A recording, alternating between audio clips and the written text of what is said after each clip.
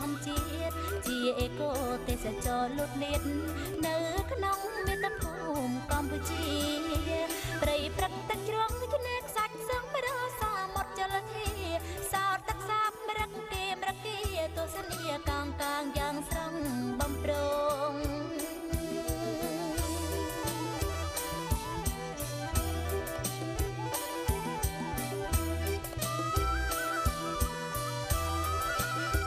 យើងខ្មែរថែបានបាំងរដ្ឋានធម្មជាតិបានហើយពិតមិនខ្វះភៀវទេសចរឡើយគេមកហើយទំនាក់ទំនងសេវាកម្មល្អជាចលក៏ប្រស្រ័យតតង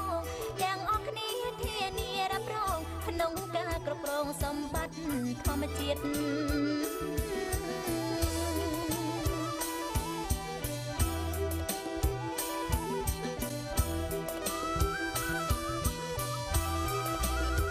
យើងមានអង្គរជាគ្រឿងទេសចរវប្បធម៌មហាសាលភ្លឺអភិងដូចមានមេក្រាលើដែនវិសាលនៃធរណីមាត្រ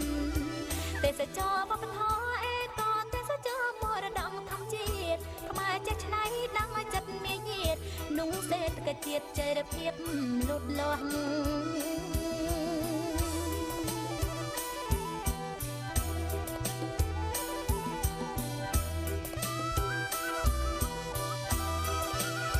នយោបាយទេសចរបើកចំហជើងមេឃស្រឡាំងអំណោយផលដល់ភ្ញៀវខ្លាំងណាស់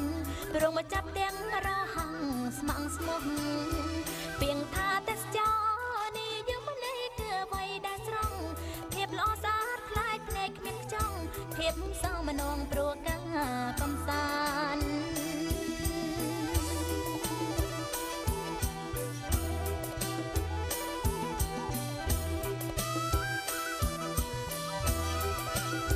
អ្វីដែលគេគ្មានគឺខ្មាំមានជានិច្ចរៀងរៀបគ្រប់ខេត្តស្រុកមានសុខសន្តិភាពមានរបៀបរៀបស្រុកសានត្រានសិល្បៈវប្បធម៌មានគំនិតភ្ញៀវមុនសម្រានអាហារឆ្ងាញ់តែញធូរថ្លៃបានរមណីយដ្ឋានបានគប់នេត្រា